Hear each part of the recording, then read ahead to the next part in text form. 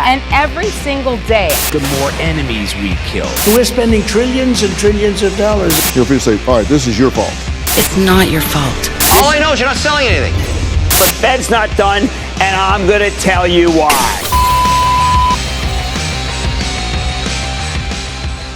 Welcome back to Sean's show. It's episode 2. We did it, Josh. We're here. We're already getting a lot of hateful comments. That's good. A lot of people are hate watching.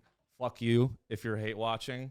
They like that when I do that. I love your hate. I love hate. Honestly, wait, are they hating on both of us or just? Well, it's mostly my dad. My dad called me. He's like, I don't like the show. Yeah. He's like, why are you dragging our grandfather's name through the mud? Yeah. And I did do that on the last episode. Yeah. Well, at least he only has one son. I am an only child. A lot of Yep. people don't know that about me. I think me being an only child explains a lot about my disposition and my ambition. Mm-hmm. A lot of only children covet power. A lot of only children want power. Because they've known nothing else their entire life. That's right. Like, I want to be an only child. Like, that's all I ever knew growing up was having all the power and getting a PlayStation 5 and a Wii. Mm-hmm. And so now when I'm in the real world, I want like the adult version of a PlayStation 5, which is like a bunch of wives. All right, were you No, I'm kidding. I'm horrible with women. I feel like you were a twin, but you killed your other twin in the womb. You think so? Yeah. And you gained their power. I'm like Dwight Schrute. Yeah. I ate my twin's flesh. Yeah. I mean that could be true. But we'll never know. I mean, no, I'm glad to. We'll see. You know, we'll see how long people become haters, because I hate watch a lot of stuff. I'm guilty of it too. Why? It's like I don't even know how to explain it, but it is a phenomenon. Like, a lot of the people that are listening and watching right now, they think I'm cringe. Oh, is that what you get? And like, or yeah, they think it's like, oh, it's cringe, it's gross, like you're a beta cuck, which is all true. But I own it, so it's like fine. Yeah. But like, cringe is very popular on TikTok. There's actually cringe channels. Cringe talk? What? No, not cringe talk. Excuse me. It's just people who do cringe stuff. And then they'll collect all these cringe videos and put them in one. Like a cringe compilation. Correct. Like a cringe comp. Well, I hope we don't end up in a cringe comp. But I don't know. If we do, it's fine. It's like, but I hate watch a lot of stuff, dude. I hate watch, like, I don't know. Marvel? I mean, see, well, that's a good example where, like, because I feel like a lot of times when you hate watch, you eventually become a fan. You know what I mean? Like, have you heard of the phrase before? It's like, like haters. Like, if you watch 100 hours of a show that you hate, you're a fan of that show. You're cucking yourself. Yeah. Yeah. So it's like with a show. So it's like, I don't know what the phenomenon is. And like with Marvel, I've watched Marvel a bunch against my own will. Mm-hmm. See, I don't hate watch Marvel, Josh. I watch Marvel against my own will. Like, I'm being dragged. Who's doing this to you? My friends. But you don't hang out with anybody. That's you got me. You fucking asshole. I knew you were gonna say that. I don't hang out. We're hanging out right now. See, the thing is, that hurt. Oh, that really hurt. Yeah. See, but it's like, yeah, I am very lonely. A very lonely person. But this show success is lonely. It is. It's lonely at the bottom. It's lonely at the middle. It's lonely in the middle. It's lonely everywhere. Yeah. But no, I'm hoping once, you know how I said at 10 Patreon subscribers, we'll do like a crazy day trade? Mm-hmm. At 20 Patreon subscribers, I'm actually going to try and get a girlfriend. That's going to be... There you go. You know how most Patreon like goals are like, at 100, Josh and I are going to throw pies in each other's faces. Like stupid, dumb shit. If we do that, can we have like a stripper throw pies in our face? There will be no strippers involved in this podcast, Josh. Okay. I can't afford it. Okay. I mean, I know some strippers who will do it just for the exposure. No, I don't even mean like the monetary cost. I mean like the PR would be very bad. Why? I don't want to end up like Lizzo. Working girls are in right now. It's actually you're Oh, feminist. I'm being sex positive. Yeah, be sex so it's positive. Actually it's misogynistic of me to not hire strippers. Correct. All right, call them up. Red Rose, Yellow Rose. I don't know if they work at Red Rose, but I'll find out. If they're not, I mean, there's some outside this office, honestly. There one's a BDSM lady. Okay. And the other one I think is just a really good dancer. I don't know. I don't go to strip clubs, but I know them. Yeah. You hear that, Joshua's wife? He doesn't. Oh, she knows. She knows. That's just from podcasts. Yeah. I didn't say they had to have their titties out when they throw their pie. It would be nice. I mean, it's gonna be like, I mean, if we pay the money, even if it's for free, yeah, they're gonna be like, well,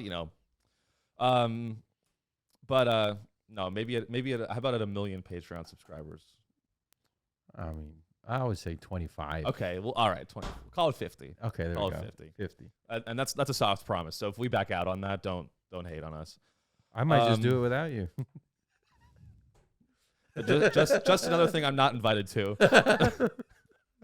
It's tough. It's tough when you don't hang out. I mean, this is just therapy, but like, it's tough when you really don't hang out because you get stopped. You stop getting invited to stuff when you stop saying yes to the stuff. Yeah. And it's just like, I want to be invited and I want to decline. Mm-hmm. Like a real friend would invite me to something 100 times, even though I say no 100 times. That's what a real friend would do. You sound like a bad girlfriend. Really? Yeah. Is that what I don't want to go, but you want to invite me. It's nice to be invited. Yeah, exactly. I kind of am. I have a lot of feminine traits in that way. Oh, okay. Like, I don't know. I like to be included, but I don't want to actually go. Yeah. I don't know. I mean, it's like, I'm just busy with shit, dude. This is a podcast for hustlers, man. It's like, there are very few, like Josh and I were hustlers. Like there's very few of us in the world.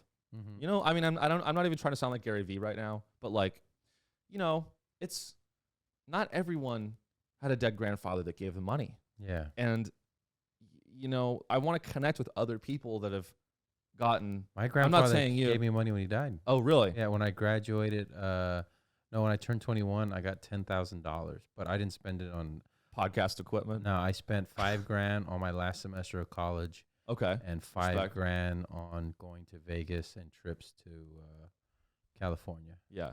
Is my mic cutting out on yours? A little bit, but I'm sure it's fine. Okay, just checking. Yeah. But anyway, there's so much to cover, dude. Oh, and I bought drugs too with it. Oh, and you bought drugs? A little bit. That's a great segue into the first story I want to cover. There's been so much news this week. Mm-hmm. So I don't know if you saw this, Josh. There was a new Netflix documentary on called Painkillers on Netflix, and I watched the whole thing. It was like a miniseries. And before I get into it, but what I hate the most about Netflix docs is like when they cut to the angle where you can see the set. Yeah. I fucking hate that shit. Why? Stop. It's just bad. It's so played out. Every Netflix documentary is a person. They'll be sitting there and then they'll be like, "Oh, is the camera on? Okay. Hi, my name is Sean and I'm addicted to opiates." It's like you're supposed to cut out, like when we start our show. Even this is a fucking low rate podcast in a goddamn office space. It is very professional. It is very professional. Yes. I didn't mean. I see. That's my self sabotage. Yeah. This is a very high quality podcast. Yes. And you know what we don't do? When this comes out, the audience isn't going to see the first 5 minutes of us setting up the goddamn cameras and me going, "Oh, is the camera on?" I'm going to edit that out of the fucking episode because it's not part of the narrative of the show. So when Netflix does it, I'm like, it's not cool. It's not indie. It's hack. It's so fucking a hack. It is hack. And I think they do it to be like, see, we're just regular people. We're fine. We're not a big production. This is a real, person, and we're showing you exactly how it is. Yeah. Well, I mean, I understand that they're trying to be authentic, but it actually ruins it. It ruins the authenticity for me because I know that that's scripted. Yeah. When they're like, okay, they tell the people, okay, sit down. Okay, now say, is the camera on? And then they're like, oh, okay, is the camera on?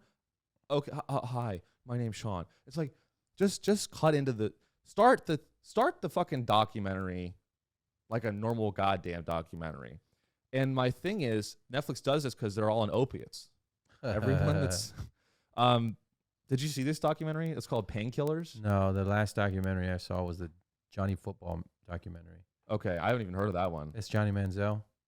I have never heard of the guy. He played for A&M, and He got A&M. They gave A&M like $700 something million, a new stadium and all this stuff, and they're selling his number. And he was pissed off because he was like, "Okay, well, you guys are making all this money off of me, Right. you know." So he started doing this thing where he's like, "Pay me," like you do that when you walk out. He'd be like, "Pay me." He went to the NFL and he got kicked off the team for corruption, or like what was he? For not showing up to a game. That was the last straw, but he wasn't watching video. He didn't want to play football. He just wanted to party. Oh, really? And he said himself, he's just like, I found out I didn't love football. I was in a fraternity, and it just happened to be that we played football. Yeah, That's how I would do it. He was a drunk. I respect it. I fucking respect that. He was a drunk. Yeah. I mean, and now he's rich and retired? I don't know if he's rich, but he's definitely retired. What happened to him? Does he not have money anymore? It looked like he had some money, but see, here's the thing they did with him. What they did was they put him in a room, and it's his house, but the whole room behind him is empty. So that tells the audience, like, look, he lost everything.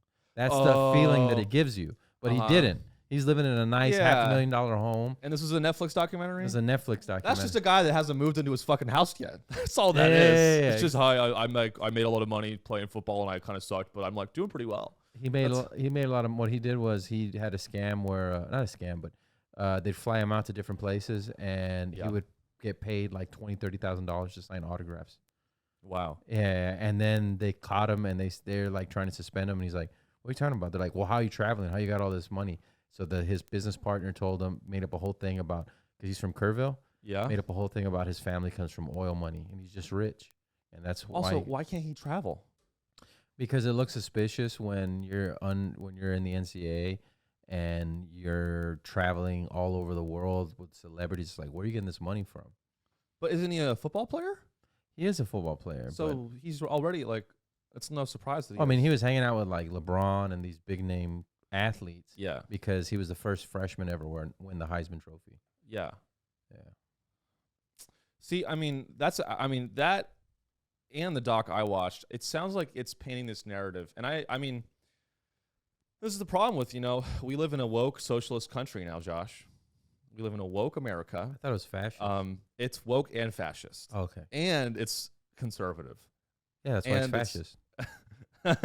But I watched this documentary, Painkillers, and it was other than the bullshit with like oh, is the camera on? Hi. Like the actual doc was very good. You had to find something. No, I mean I liked it. I mean, I will say this. It's about OxyContin, and it's about the rise of the popularity of OxyContin in America, and it tells a few different stories about how the drug was developed, how it was marketed, and how they, like, my back hurts right now. I'm on a bunch of Oxy. I was on a bunch of Oxy watching this, snorting, railing Oxy, watching this, being like, wow, these. But I just want to say this, Josh. What happened to this country where, like, Purdue Pharma, the Sacklers, it's covering the Sacklers, Purdue Pharma. I just want to say this. What happened to America where we used to live in a country? Let me get this straight. The Sacklers, they were a family of chemists and entrepreneurs. They invested their time, their money, their effort, and they created an innovative drug. Heroin. A derivative of heroin.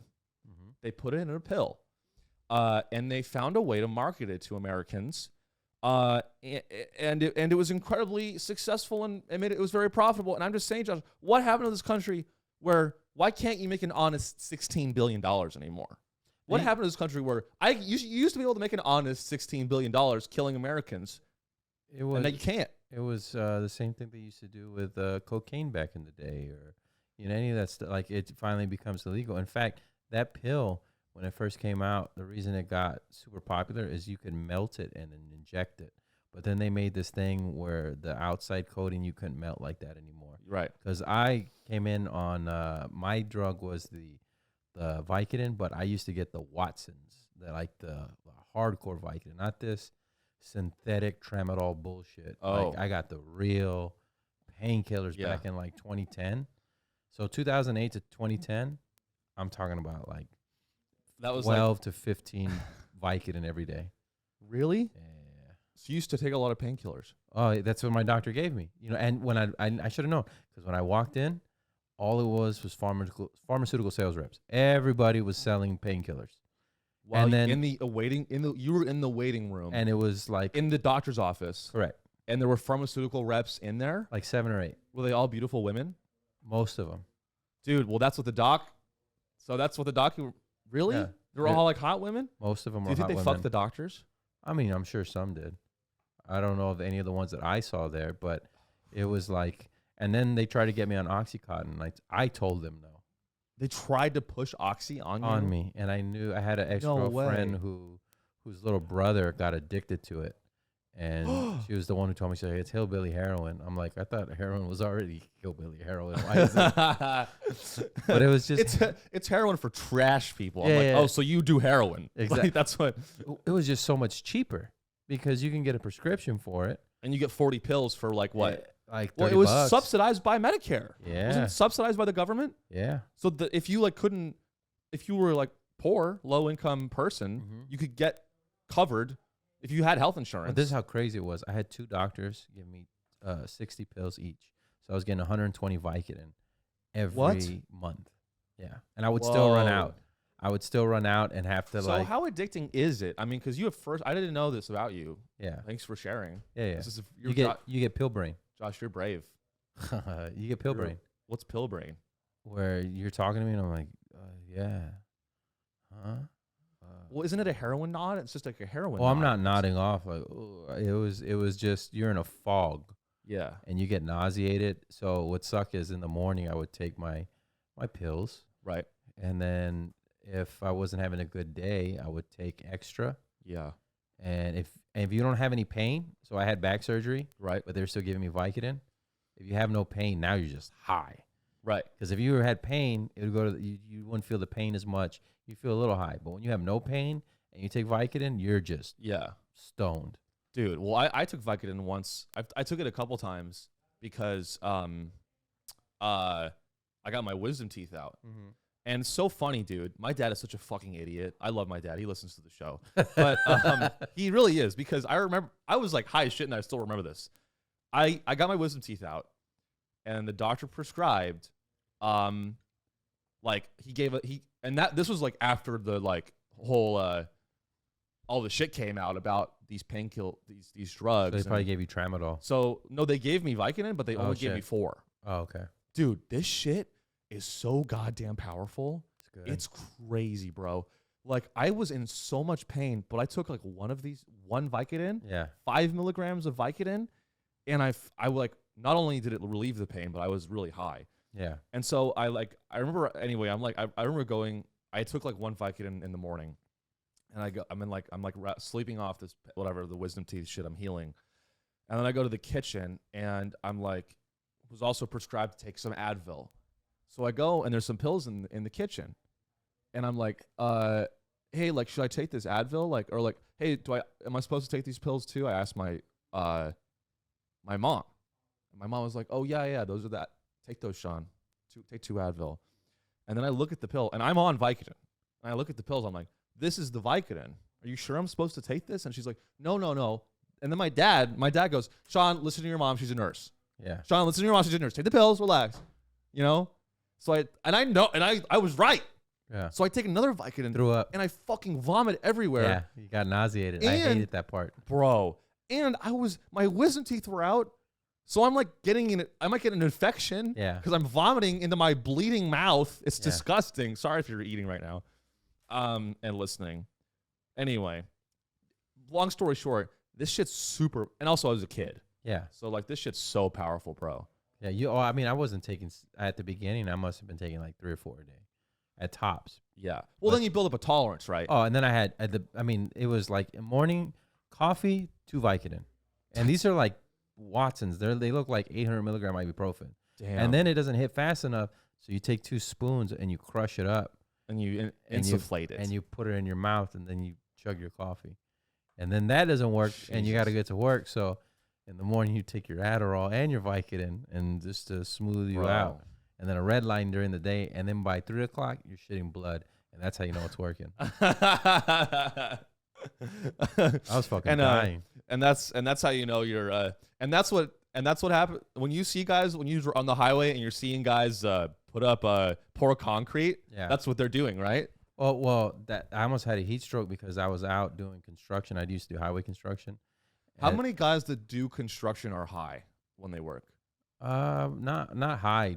Drunk. Drunk? Yeah, drunk. These motherfuckers can drink. Yeah. Well, I mean, you have to, right? When you're doing doing that kind of work. You don't eat all day because you're in the hot sun, and as soon as you eat, you're fucked. You're exhausted. You start sweating, it gets too hot. Yeah. Well, dude, I live downtown. There's so much construction happening. I see these guys out there work. I mean, yeah. I would do zero physical labor and I still want to do painkillers. So I can't imagine if I did like actual physical labor, like, yeah. And all my friends are doing painkillers or like drinking every night or like. No, they're not doing painkillers. They're drinking every night. But so they're just like, because they're like, well, it becomes a habit. Like you do a long day of hard labor, you crack open a 6-pack of beer. 18-pack. And that's how you become an alcoholic, right? Because the alcohol is a painkiller. Yeah. It literally numbs your body, right? And it gets you to sleep. For some people, yeah. And then you get addicted to it. And I guess my overall point was like, whether it be painkillers or alcohol, like it's your fault. Like it's totally your fault. If you become addicted to anything, it's your fault. And what this documentary didn't, you should watch it. It's not a doc, or it's a mini series. Uh-huh. How many episodes? It's like 6 episodes. I really liked it. But it was very biased. It was very biased against the Sacklers, who I'm a big fan of. I love the Sacklers. Oh, I love the Sacklers, because what's the stock ticker? Is it off the NASDAQ? It's actually also Palantir. They're also the owners of. No, I'm kidding. I think no. I think Purdue Pharma went bankrupt because of all the shit like they had to sell. Settlements. They paid and they ended up paying like $6 billion. But how much did they make? 16. Yeah. So right. So they made 10. How many did they kill? Probably 16 million. I don't even know how many. But like, no, it was. I mean, it was very, very sad to see the way that OxyContin was pushed and the way it was marketed. Yeah, doctors didn't know. The doctors. Well, and I mean, I think a lot of the doctors didn't know at first, and then eventually, like, they went after the doctors. Yeah, well, I think rightfully so, dude. Like, if you're, well, okay, I was thinking, because I've said on the show, or I've said before, and I would argue with my dad about this. I've always said that all drugs should be legal. Mm-hmm. And I was watching this documentary, and I was thinking about it. I was like, I might be wrong about that. Like, I might have changed my perspective on the legality of all drugs. Because if, like, it is that addict, like, I don't know, like, is it I mean, it was being marketed and pushed by the doctors. Mm-hmm. And there'd be, like, lines around the block. People would kill each other for OxyContin because you get physically dependent on it. Yeah, you get sick. So it's like, if we let OxyContin, like, let's just say hypothetically, we live in a world where you could just buy OxyContin at 7-Eleven. Mm-hmm. And anyone, and like Purdue Pharma manufactured it, and 7-Eleven sold OxyContin as much as you wanted. As long as only poor people taking it, then I don't think they'd have a problem with it. But as soon as middle class moms started taking it, and it was ruining lives, then it became a problem. But do you think that more? And that's why heroin's a problem now, because they were all getting cheap pills, right? And then when the cheap pills became too expensive, they couldn't get them. They go to buy heroin. They went to buy heroin. Yeah, I mean, but I wonder, it's like, does the regulation of these drugs does regulating and criminalizing the possession of OxyContin if you don't have a prescription, does that reduce addiction, or does that cause more addiction, or is it, or as opposed to a situation where I could go across the street and buy OxyContin? It helps crony capitalism, because not only am I going to sell you the drug at a high price, but when I catch you buying it illegally, I'm going to put you in jail. Right. And then the lawyers are going to make money. It helps the prison system. So it helps the prisons. It's all connected. It's all a big crony capitalist circle jerk. By the way, I'm a capitalist. I'm just. Me too. I mean, look. But I'm not a crony capitalist. Josh and I, we co-own a private prison, and we're going to I mean, and this again, it's like it's our own prison. It's just dog crates we keep people in. It's I mean, hey, dog crates is better than most actual prisons. We don't separate by race. We're an equal. Yeah. In fact, when people come to our prison, we put the blacks with the whites because we're about equality. Yeah, and then we prod them to fight. Have you seen Django Unchained? It's like that, but it's like it's not a race thing. It's a poor thing. Anyway, I check it out. Painkillers on Netflix. I liked it. Yeah. I liked it. I mean, there was a story in this documentary. There's a kind of a narrative. It was a fictionalized story about a guy, like your typical opiate addict pipeline hat thing, where he owned a mechanic shop. He got an injury. He was injured while on the job at his auto shop. Doctor prescribes OxyContin. It helps his life for 2 weeks or a month or a year, and he's like, I love OxyContin. I don't care anymore. I got back to my life, and then boom. Yeah. He became addicted. His whole family was destroyed because of his addiction, and he couldn't get off it. He tried to quit, and he couldn't quit. And you know, it's ultimately a story about like a weak soul. I quit. Someone with low conviction. I quit cold turkey, but that's super dangerous. But no, I got scared. So I come home from work from Vicodin. From Vicodin. I already taken 8 that day, and I got 8 left, right? And I had just rolled my blunt and had my 24 beer because that's how that was my dinner. Right. I was 160 pounds. I wasn't eating, and so you looked great. I looked great. Huge bags under my like this, but like purple. Yeah, but your body, your figure. Oh yeah, awesome. Big old head, same size head. And so 80 pounds was your head. Yeah, 80 pounds is head. And the other 80 body. The liver. Man, I want to see the inside of your liver. Ugh. Dude, this documentary showed the livers. It was so disgusting. I took them for 2 years. I was 2 years on Vicodin. And then like another. Isn't mixing Vicodin and alcohol like really, really bad? Oh, yeah, for you? yeah, of course. But it feels great. Or no? It didn't. It just, your body craves it. So that night I took 8. There's 8 pills in there, and I wasn't thinking like I'm gonna kill myself, but I remember thinking this could kill me, and I was like, meh. And I took them, and then my heart skipped a beat. Yeah. And then I went to go tell my wife or girlfriend at the time, and when I went into the room, I'm in my suit, right? My whole suit I worked at a Lifetime Fitness, and I go in and I went to say her name, and I passed out. Whoa. It was like lights off. Somebody just turned off a switch. And I woke up 14 hours later going like, and same place where I was, dude. And I had all the pills I had, all the Adderall, all the Vicodin. First thing I did as soon as I got up is I went to the medicine cabinet. Yeah. Threw it in the toilet, flushed it.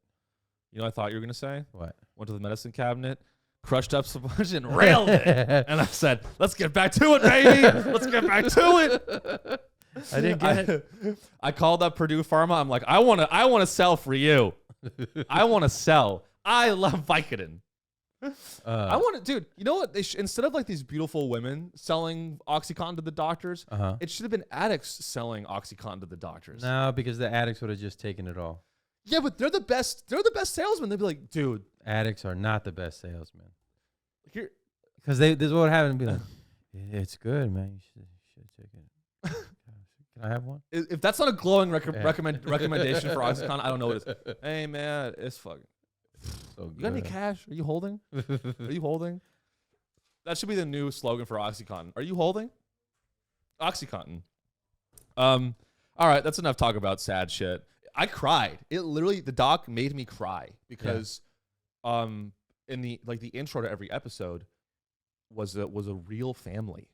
Yeah, a real family that was affected by OxyContin and they had someone that had died, and it would be like old parents, and they'd be like, "This is my son, Jake.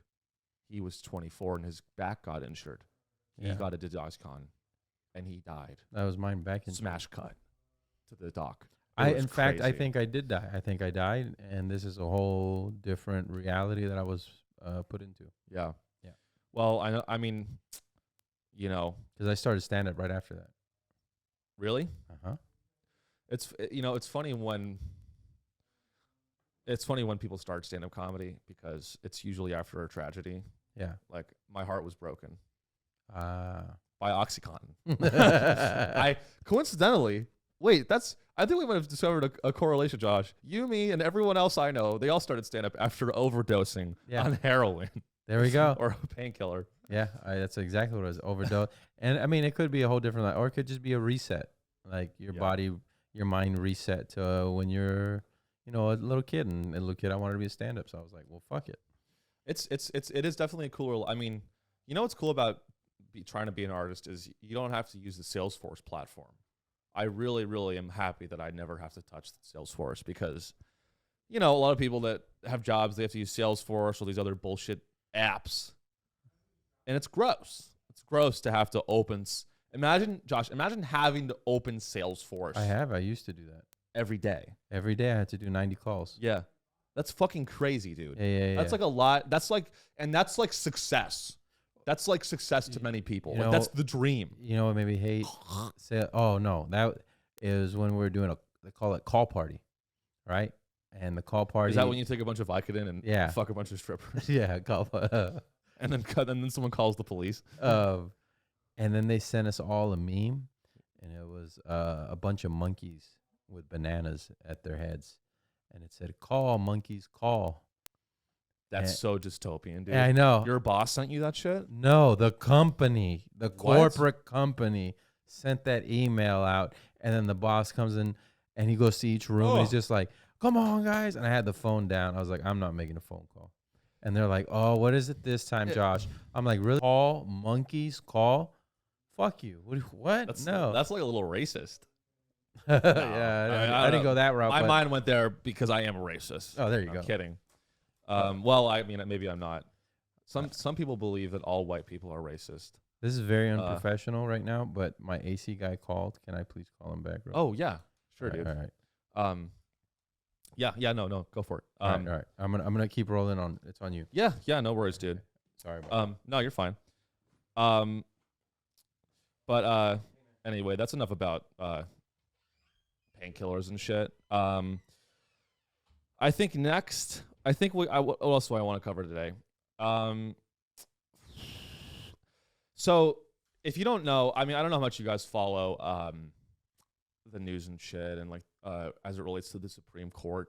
But there's been a lot of hate towards Justice Thomas, Associate Supreme Court Justice Thomas, who is a conservative, and I don't know how you feel.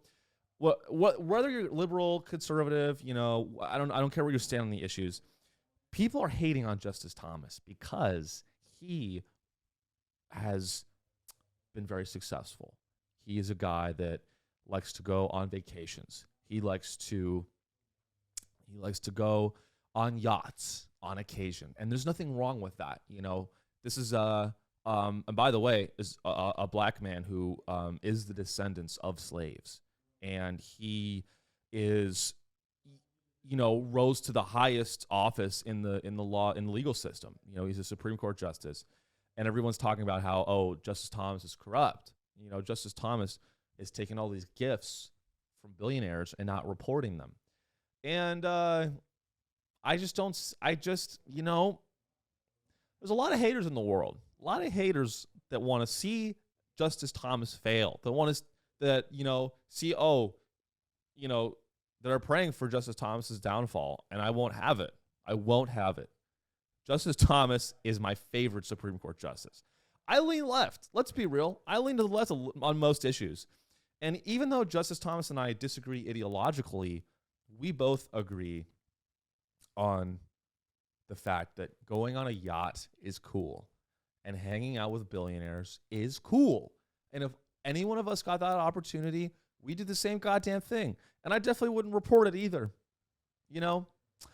I just think that, I'm just not surprised. I'm not surprised that Justice Thomas is going on these vacations. And, it's like, okay, all jokes aside, what do people expect? What do you expect someone on the Supreme Court to do? Not go on a fucking yacht? You're in the Supreme Court. You're on the Supreme Court. You're going to go on yachts. What do you expect them to live like fucking poor people? Like public defenders? This is the Supreme Court we're talking about, But But he's getting charged. I mean, he might get disbarred. I mean, there's a lot, like all the news is literally just going after him, and I just really don't agree with it. If anything, he should get an award. And I think a lot of the other Supreme Court justices are probably just jealous that Justice Thomas hangs out with billionaires like Harlan Crow, who's a Dallas real estate mogul. And they're all haters, you know. And you know, everyone is saying like, like Justice Thomas didn't report this stuff because, you know, it's a conflict of interest, right? I mean, we're talking about the Supreme Court justice hanging out with a billionaire. And obviously people are like, oh, if you're a Supreme Court justice and you're hanging out with a billionaire, that looks a little fishy, right? Maybe that billionaire is just hanging out with you because maybe you can shift the law in his favor to make him wealthier. And, you know, people see that as a tragedy. But this isn't fucking anything new. This is not anything new. You know, the law has always been bought and sold. I don't know why people are up in arms about this shit. You know, I buy the law. I'm not even rich and I can buy the law. You know, like podcasting. Like I want my podcast to go out to lots of people. And you can just buy equipment and do that. So yeah, I just wanted to say that. I guess the main story I wanted to get to today is, and this story is kind of an example of how I think much our nation is crumbling. Truly, our nation is crumbling. There are cracks. It's on its way down. This was actually a very big story this week. I don't know if you saw it. But a Kansas City newspaper was raided. Excuse me, not Kansas City. A central Kansas, small town, a town of like 1,900 people. There was a newspaper in this town that was unlawfully raided by the local police. And I couldn't help but think of Jason Aldean's song, Try That in a Small Town, you know? Independently report the news. Try that in a small town. It's just, I don't know. It's crazy. And at first I was siding with the newspaper. Obviously, I'm a fucking comedian. I'm all about free speech. I'm all about, you know, people being able to share their opinions, even if it's unpopular. And then I saw the website for this newspaper. I think it's called the Marion Recorder. It was like Marion, Kansas was the city. And then after I saw this website, the website's like from the 90s, and it's literally a website from the 90s. And I thought, you know what? Maybe some newspapers deserve to get raided. Maybe some newspapers deserve to get raided. What's up, Josh? Oh no, you're fine, dude. Man, you're loud as fuck. I am loud. Yeah, I went all the way over to the break room and I could hear you. Really? Yeah. Well, I mean, is that my fault or is it the fault that this place isn't insulated very well? No, it's not, but it's very nice. It's clean. And you know what? There's AC. There is That's AC. very important. Yeah. Unlike some other places. But you'll get AC. For those of you that don't know, Josh is actually starting a private prison in the HVAC. I wouldn't have AC. The HVAC in Josh's prison was shot, and all the prisoners are dying. They're overheating. You remember a couple years ago when they think this year was hot, last year was hotter. Yeah, and there was like the prisoners were like going outside of the jail, like their arms were outside the bars, like help us. Really? Help, yeah, because it was like inside the prison, it was like 95. Well, you know what, Josh? Hey, you shouldn't have sold OxyContin. You shouldn't have sold OxyContin to teenagers. That's Purdue's job. Yeah. That's Purdue Pharma's job.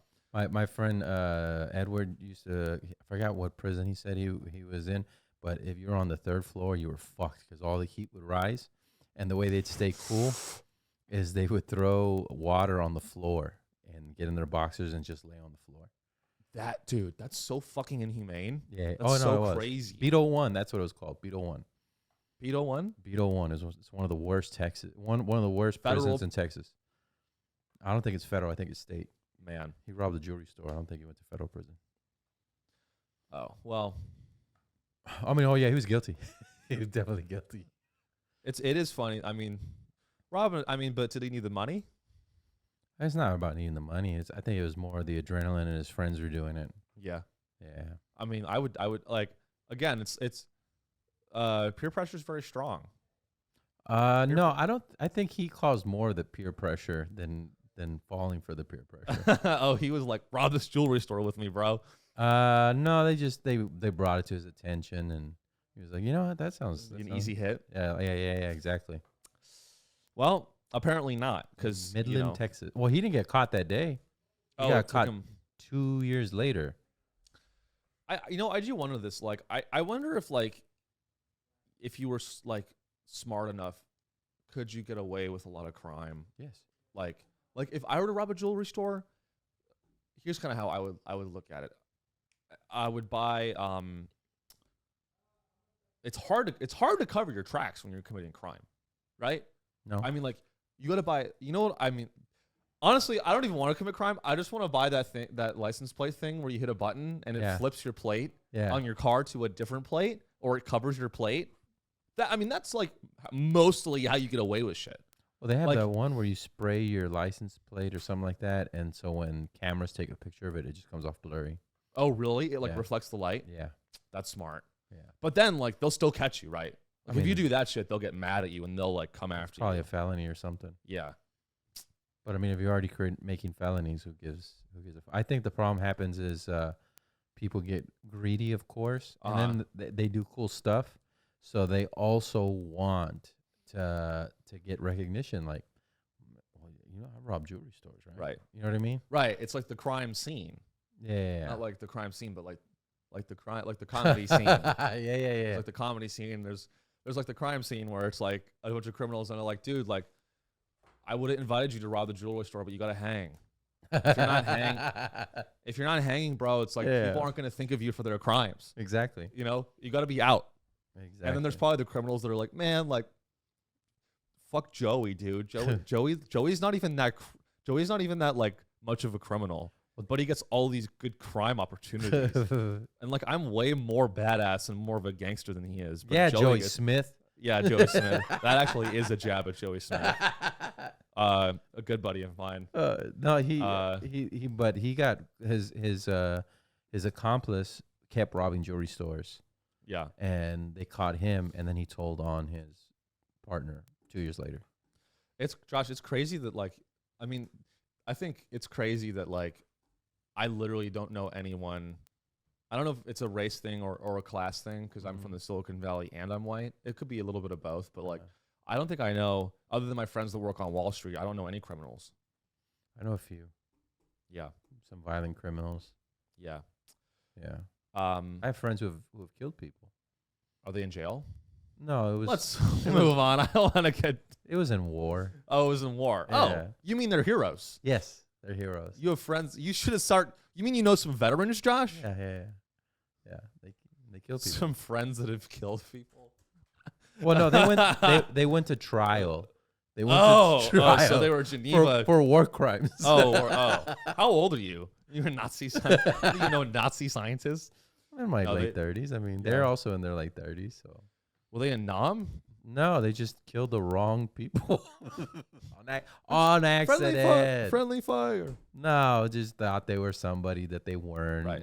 Hey, it happens in war. Ended up killing the whole, household. Yeah. Well, I mean, look, when you're looking for the terror, you know what they say. When you have a hammer, everything looks like a nail. You give a 19-year-old a sniper rifle, he's gonna do some fucking damage. Yeah. I mean, whether he be on the roof of a building in Washington D.C. Yeah, that happened, right?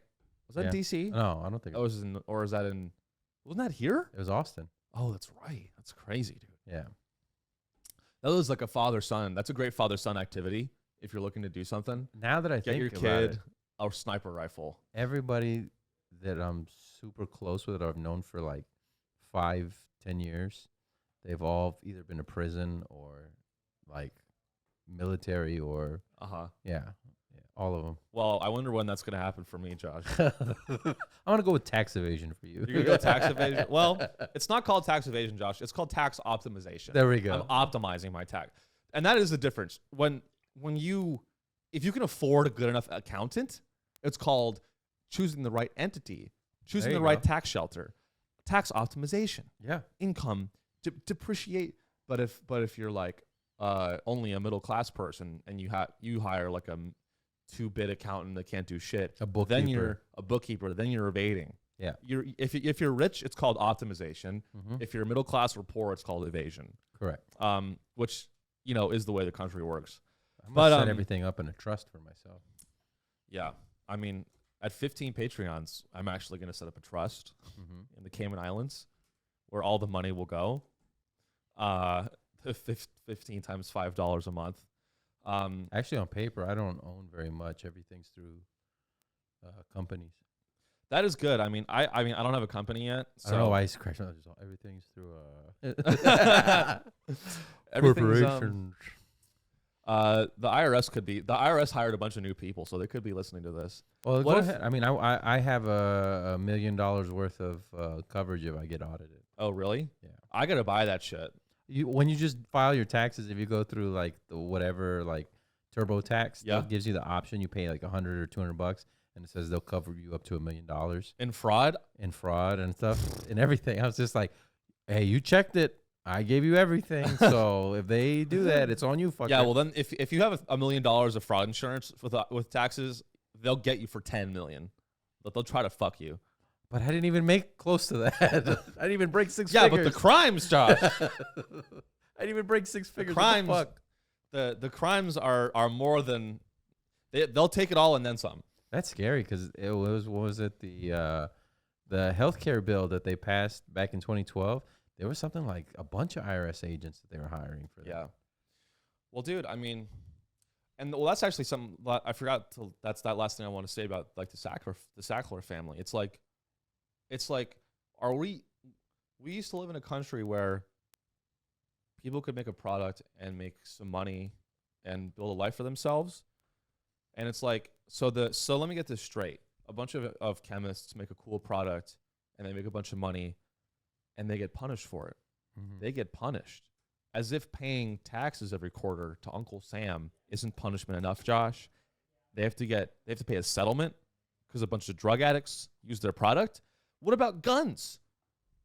Guns, it's the same thing with guns. They have big lobbyists. Guns don't kill people. Uh-huh. People kill people with guns. Uh-huh. OxyContin doesn't kill people. Doctors who prescribe it? Doctors who prescribe OxyContin kill people with Oxy. Yes. So what's the gun equivalent of that? Gun manufacturers? Guns don't kill. That's the real statement. Well, no, it would be entertainment. It'd be movies. It's whoever's pushing it. The marketers? Yeah. Yeah, it's whoever's pushing it. Well, I'm not a marketer. I don't market Oxy. I don't market guns. I don't market any of that stuff. Unless you think it's cool, then I will market it. I mean, I'll do whatever. I'll say whatever you want me to say. Should we get to today's sponsor, Josh? Who's today's sponsor? Today's sponsor is OxyContin. Oh, nice. Hold on. Is OxyContin a brand like Whirlpool, or is it It is the brand. Okay. So oxycodone is the. I didn't know this. Until the documentary. Yeah. Oxycodone is the chemical. Yeah. Which is like hydrocodone, like it's like the family of opiates. Yeah. Hydrocodone, oxycodone, whatever, heroin, all this other shit.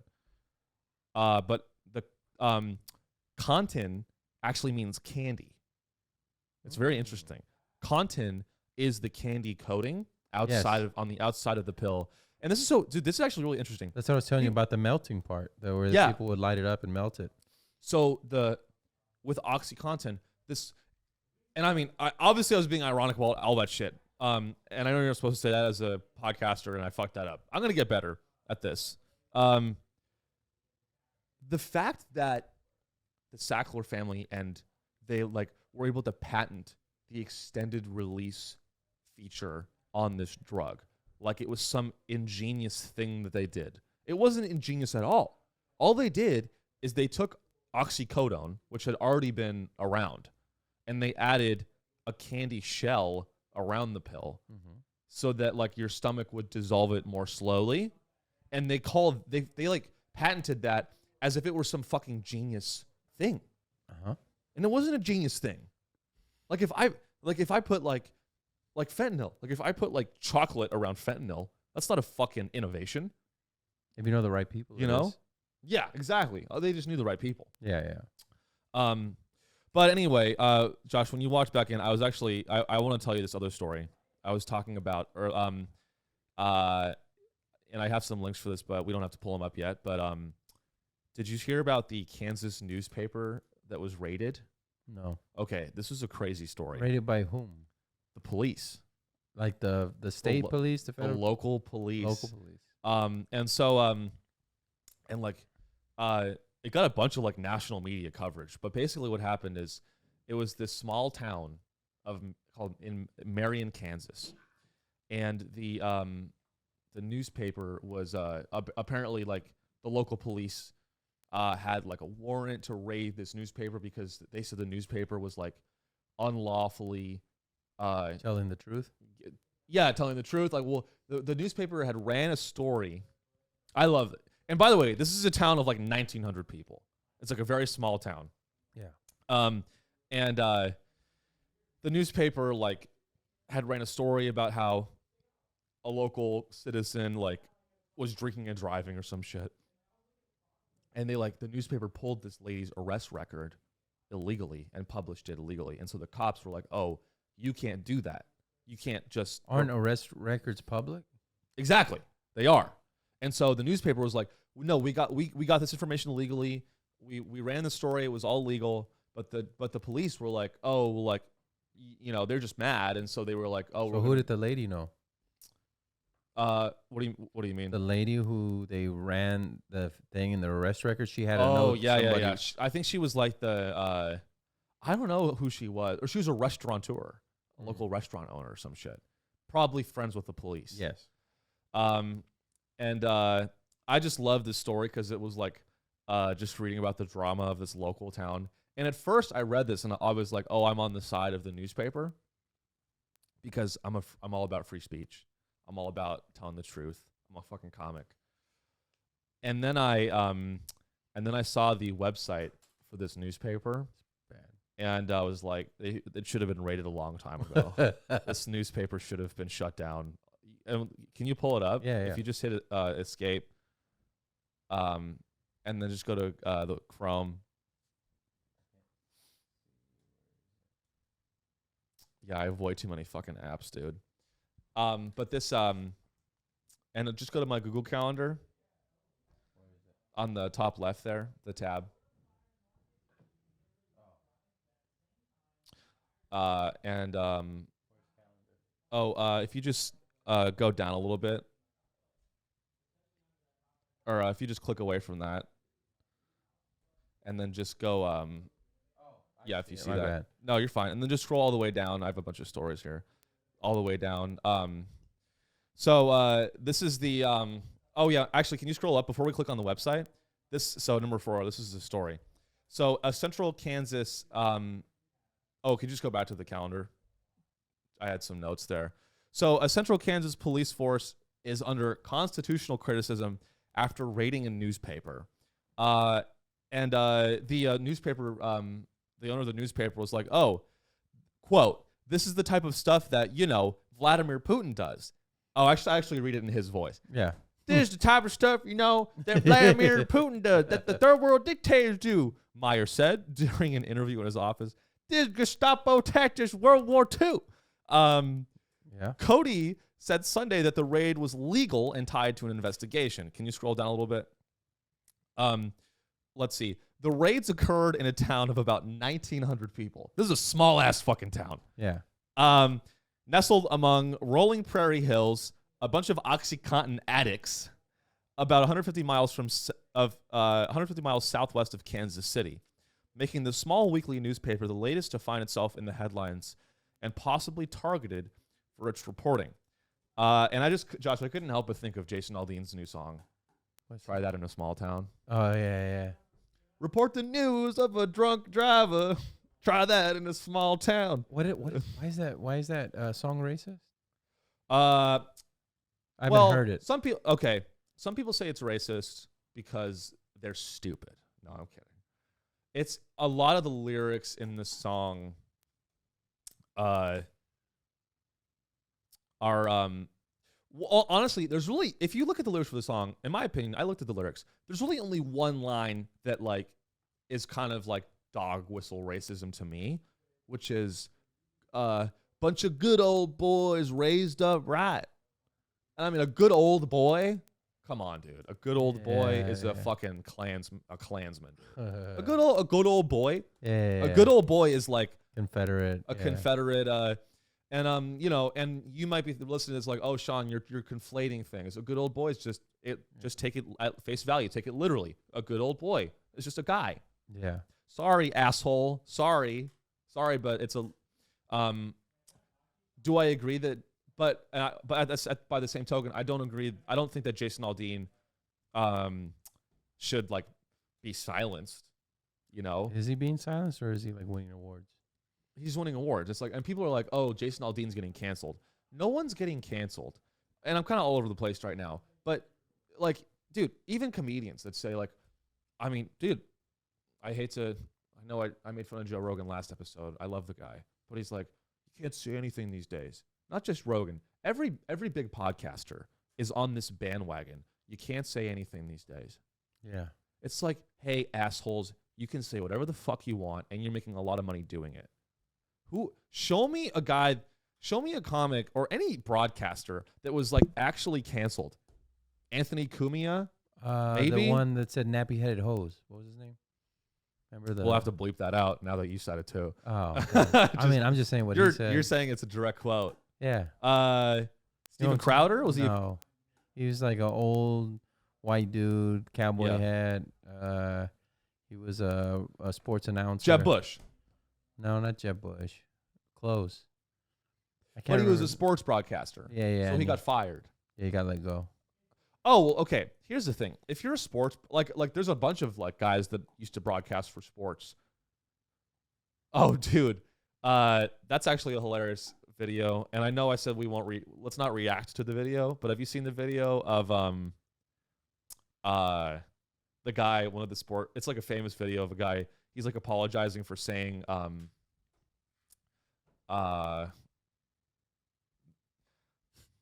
what did he say? Josh is looking at me like, is he gonna say the word? I don't know what word you're gonna say. I'm just curious what race it is. Oh, it's not a race. Oh, okay. I'll fucking say it. I don't give a shit. There was a sports broadcaster, and this is a direct quote. He said that was it Minneapolis? So here's what the sports broadcaster said. You ready for me to say it? Go ahead. He was talking about San Francisco, or I thought it was either Minneapolis or San Francisco. He's like, it's the fag capital of the world. Oh, you don't have. I don't have the bleep. I don't have the bleep set up. Josh was gonna try and bleep not the me. bleep. I was gonna do applause. Applause. We can just clap. That's what he said. Yeah. And it's a direct quote. So I'm okay with quoting. I'll say the word because I'm quoting a guy that said the word. And that's how Rogan got in trouble. Is that how Rogan got in trouble? Yeah. For direct quoting other people that said those words? Yes. Well, the reason I will do that for that word and not for the N word is because a lot of people think I'm gay. So I'm taking back the word. To make yourself strong. I'm taking back the word because a lot of people called me gay growing up, and they used that slur on me growing up. Yeah. So they kept calling me English cigarettes. I was not ever called the N word growing up, and that's why I won't use that word. I have been called that too. Well, San was in front of it though, but yeah. That's actually what I called Josh when he walked back in from his phone call. Well, you guys didn't see it. He edited it all out. A lot of I know this is only episode 2, but I want to preempt a lot of eventual hate that we're gonna get. Yeah, aren't you part Persian? I'm 1/8 Lebanese. There you go. So I can say that too. Yeah. But I won't. I've never said that word. I've never said that word on air. What were we talking about? Gaddafi. Muammar Gaddafi, my favorite. Oh yeah, it's like Jason Aldean, like Yeah, if you're a sports broadcaster Yeah. and you work for corporate media and you say fag or you say the N-word, Yeah. hey, you're gonna get fired. What the fuck do you want? Yeah. That's not getting canceled. Well, no, it's more of the losing sponsorships or your agent. And That's called a free market. All these, and this is, I mean, I don't know if I made this Tony point Hinchcliffe already. got canceled. No, he didn't. Yeah, he did. Got canceled. A bunch of people he's selling more tickets than ever. Yeah, but that's because it drove him into the arms of his true fans. Right. He got kicked out of the place that he was at, Antone's. He got dropped by his management. He lost sponsorships. Yeah. So he was canceled. See, it But- depends on your definition of canceled. If canceled means, and this is what I think, like, it's funny that a lot of conservatives and Republicans are saying, you can't say anything anymore. These people are just saying what they want, and you're fucking canceling them. But then, at the same time, Republicans and conservatives are supposed to love the free market. Hey, if your manager wants to drop you because you said the N-word or you said a racial slur and they want to drop you, that's called a contractual agreement, and that's also a representation of the free market. If sponsors want to drop you, that's called the free market, retards. Well, If I want to get dropped because I said the R word, I mean, but canceled has flipped because it's made Roseanne more popular. yeah. It made Tim Allen's show more popular because they took it off the air and then they ended up bringing it back. Shane Gillis. There's Shane so Gillis. many examples where media figures get quote unquote canceled. Canceled is just bad press. Tucker Carlson. Tucker Carlson. Oh, is on Twitter now, right? Yeah. So it's like canceled is not a new. I mean, to me, being canceled is not a new phenomenon. Being canceled is not a new phenomenon. It's just it's a new word for an old thing, which is called bad PR. And if you know anything about media, any press is good press. Most of the time, there's a little asterisk. Like if you're a pedo, unless you're a pedophile, then it's bad press. Or if you get murder charges, even murder. Look at rappers. Murder charges make rappers depending who you murder. Right. The two are pedo or rapist. Right. Yeah. Thanks for saying that, so YouTube doesn't kick us off the air. No problem. And cancels us. Yeah. But no. I know how much you love grapes. Hey, R.I.P. that guy, right? Yeah. Whitest kids you know. Isn't that that sketch, right? The Grapist. Possibly. I don't know where that word came Oh, from. really? Oh, it's from a sketch. Oh, okay. It's from like a, yeah. But anyway, what were we talking about? We're talking about this freedom of speech or something. So, oh yeah, Jason Aldean. The what's that bottom line? No shit if you think there's. Yeah. Oh yeah, this Kansas. Okay. So yeah, there's this Kansas City newspaper. Some of this is my thoughts. Some of this. Oh, okay. I thought that was a quote. I was No, like, no. what the fuck? No, I was like, what? They're losers. So here's more about this story. So again, it's a small Kansas City newspaper, and I want to show you the website because up until this point, maybe you're like, oh, Sean, like, of course it's bad that the newspaper was raided. Wait until you see the website. Let's not click on it yet. It's a big reveal. Okay. Here's another quote from the article, though, from the story. A 2-page search warrant signed by a local judge lists Newell as the victim of alleged crimes by the newspaper. So the newspaper committed quote-unquote crimes.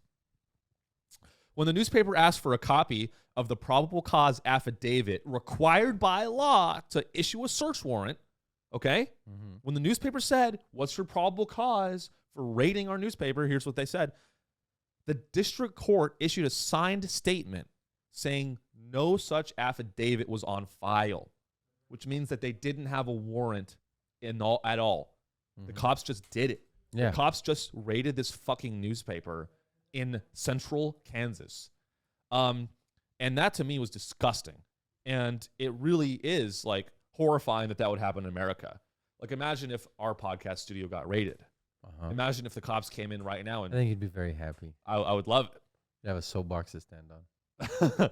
If the cops came in here right now, you know what I would do? I'd be like, I'd go for their gun. Actually, it'd be horrible if somebody, because it's called swatting.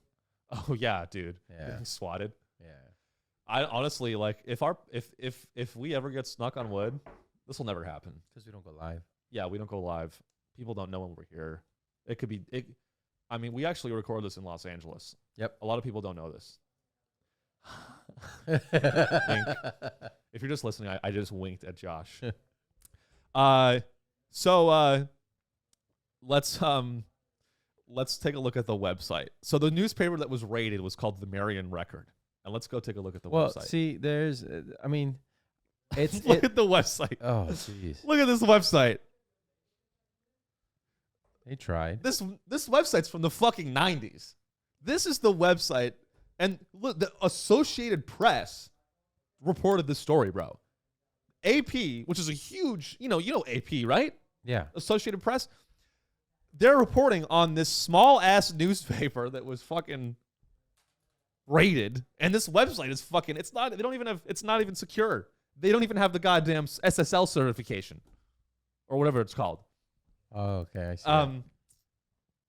But I mean, dude, this shit's from the fucking 90s. This website was made in the fucking 90s. And let's read they actually reported on their own raid. So let's go ahead and click on that. Illegal raid contributes to death of newspaper co-owner. It says, oh, what? Please verify your subscription. You got to subscribe to this. You got to fucking subscribe. Hey, that's why you assholes got raided. That's why you guys got raided, because you're doing pay-to-play shit. Unbelievable. Oh, what? Man. Dang, yeah. Because I was reading it earlier. I think, I probably only get a certain amount of, what's it called? Free articles? Yeah. Damn. The Marion County Record. This literally looks like from the 1800s, bro. It looks like a website from like Django Unchained, like a Tarantino film. This Marion County Record is like, this website looks like it reports on like the Civil War. You know? Full PDF. Let's see can we click on the fucking. No, it was not gonna let me. Well, anyway, my point was, Josh, I was on the side of the newspaper until I saw the website, and I was like, this newspaper should have been raided a long time ago. You know what I mean? How come I can't go back? How do I go back? Oh, if you hit escape, you might be in full screen mode. No. Wow. Oh, it's a new tab. But anyway, I just think that like this I thought that was just a funny story because it was like it was just talking about like, oh my God, like freedom of speech is being threatened. Newspapers are being raided by police officers. Well, I mean, in small towns, you know what I mean? Like the cops are kings. Yeah, the cops run the small town. Yeah, exactly. Yeah. Or somebody runs them and does their bidding. Because my cousin was going to be a cop. He went through the whole thing, and there was only going to be two. It was going to be him and another deputy and one sheriff. And for how many people? Like 1,000? It's a little over 1,000. I want to say like 3,000. Jesus. Yeah. And it's a border town. And then he found out basically like, hey, don't be at this place at this time. Yeah. So he was like, oh, fuck that. Oh, it's corrupt? Oh, it's all corrupt. Yeah, or like they twitched, like it's like, if you investigate this, we'll kill you. There's a city called Donna. The whole school board is in prison right now.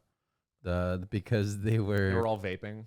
They were taking contracts and being paid off and bribed by construction companies to build for the school district, and they're using that money to buy hookers and go to Vegas. Gosh, this is called the American dream and is being destroyed. Yeah. If you can't join a school board and spend your salary on strippers, then I want to live in. I'm moving to Russia. I'm literally moving to Russia.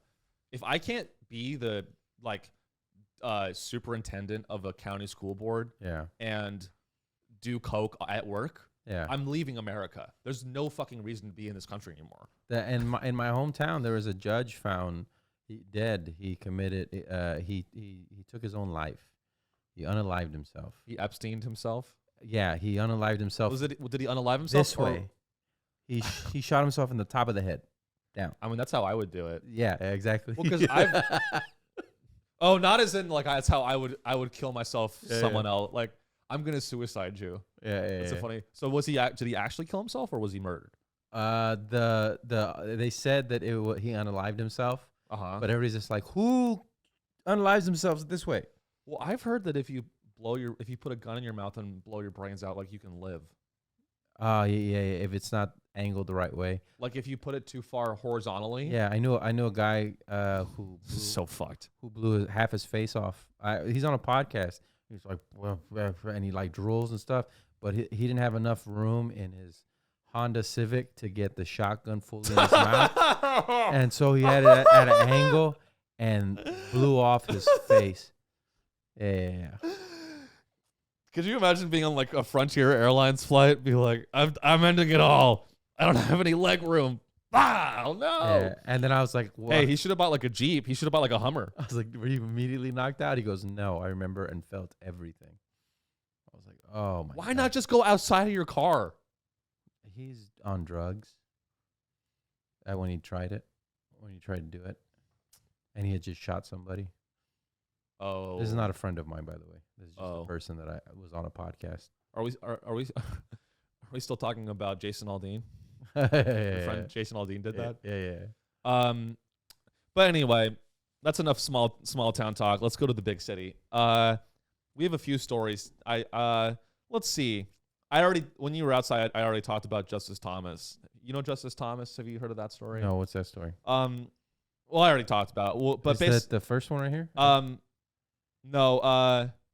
Let me see. Let's do this one next. Let's do this one. The WeWork one. If you scroll down. So, I'm a big fan of WeWork. I love WeWork? So WeWork is a company. Also, this podcast is funded by the Saudi oil, Saudi Aramco. WeWork is also funded through a bunch of different vehicles through Saudi. It is Saudi Aramco. It's a WeWork is just it's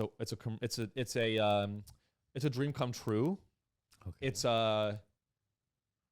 It's my first and only love in the world. It's a co-working space that you pay money for. Oh yeah. And you can rent. It's like $300 a month, and you can basically go into this office space. They have offices all over like every major city, and it's just office space. Yeah. And it's like you can go in there and work on shit. There's free Wi-Fi and coffee and shit. Yeah. I've seen a few of these places pop up. Yeah. There's a lot in Austin. And they also are indoctrinating our kids with trans drag queens. No, but they're very woke. Like the office spaces are very like I've been hilarious. In San Antonio. Yeah, so you know. So they might go bankrupt, which is a big tragedy. Well, commercial property because the whole commercial real estate market's fucked. Exactly. And everyone's trying to like get back to work. But it was this is an example of a Silicon Valley company that has crashed and burned. So WeWork at one point was worth $44 billion, bro. $44 billion on paper. Completely overvalued. And the CEO, Adam Neumann, was one of these like Silicon Valley psychopaths that like just was like totally like up his own ass, fucking loser. Like he would go on like 2-week long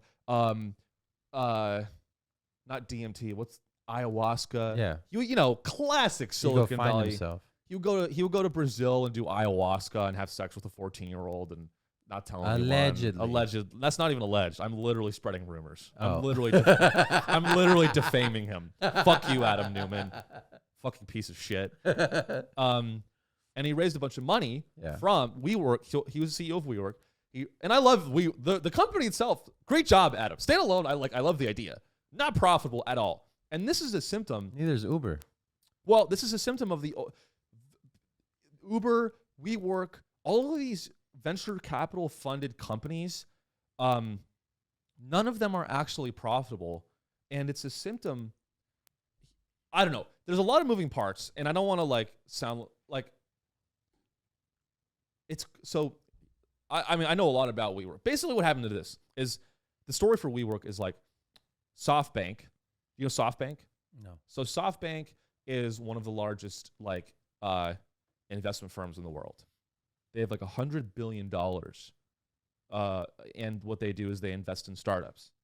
They fund startups. They gave WeWork, I don't know if it was hundreds of millions or either billions of dollars of capital. SoftBank invested in WeWork because they thought, oh, this is the future of office. This is the future of work, right? Gone are the days where big corporate offices for Facebook everything's going to be decentralized. Yeah, right? Basic Airbnb for offices. It's Airbnb for office space, right? Even more seamless than that, where it was like you just go and sit down and you can work on your shit. Are you lonely at home? Do you want people to see you work? Yeah. No, it was literally that. That was kind of the vibe. Yeah. But SoftBank, it's not SoftBank's money itself. They have their own investors. And one of SoftBank's main investors is Saudi Aramco, the Saudi state oil company. So Saudi Arabia, through SoftBank, funded WeWork at this ridiculous overvaluation. They were worth $44 billion, and then it eventually came out that the company was a fucking hot air. They weren't making as much money as they said they were. Adam Neumann gets out early and makes $2 billion, but he's known as a fraud. He actually started a new company already, which is crazy, and people still support him. But now the company's worth like $400 million. So which is still a lot of money, but it's nothing compared to what it was worth.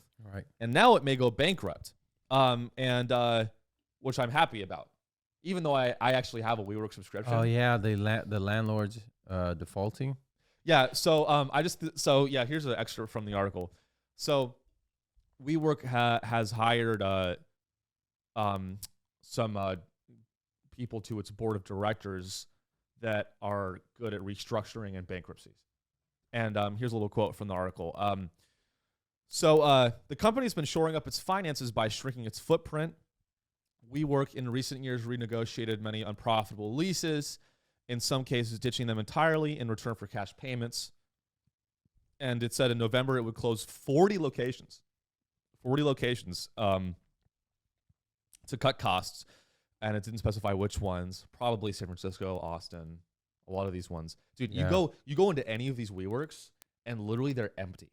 Yeah. It's crazy. They're the malls of how malls are empty. Yeah. Yeah. Dude, and it's not just WeWork, like any commercial office space, everyone's working from home. No one wants to go dude, SF too. You look at SF, all the commercial office space is fucked. Yeah, they lost I think their commercial properties down 60%. Yeah. Something historical. Yeah. And apparently in 2025, the majority of the 20-something trillion in commercial property, what they do is they keep refinancing their balloon payments. But if they refinance it and the interest rates stay at where they're at now, they're not going to be able to refinance, which means that the banks are just going to take the buildings back. Yep. Which means that we can buy them real cheap. Well, that's one outcome. Or the other outcome is that the banks collapse simultaneously and the taxpayer ends up footing the bill for all of this. Oh yeah, that's the bail-ins. Yeah. But anyway, back to WeWork. So since April, WeWork has stopped paying rent at one of its locations in Manhattan, pushing the property's landlord into default on a $127 million mortgage. Mm-hmm. And I think it's hilarious that WeWork which is a Silicon Valley sexy startup, is defaulting on its rent like a drug addicted fucking loser tenant.